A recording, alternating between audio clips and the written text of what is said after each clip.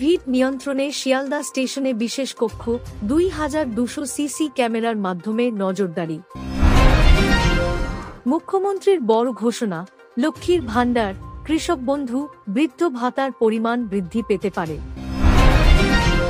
পশ্চিমবঙ্গের পূজামণ্ডপে অসুর রূপে ইউনূস, ট্রাম্প ও শাহবাজ শরীফের প্রতিমা, বিতর্ক তুঙ্গে। কালীঘাটে অমিত শাহের পুজো উদ্বোধন, 2026 সালের পর সোনার বাংলা গড়ার আহ্বান। শিক্ষক নিয়োগ দুর্নীতি মামলায় ইডির জেরার মুখে আরও এক তৃণমূল মন্ত্রী, একাধিক জায়গায় সম্পত্তি বাজেয়াপ্ত। কলকাতার হাইকোর্টের নির্দেশে বাংলাদেশ থেকে পশ্চিমবঙ্গে ঠেলে দেওয়া 6 জন বাসিন্দার প্রত্যাবাসন।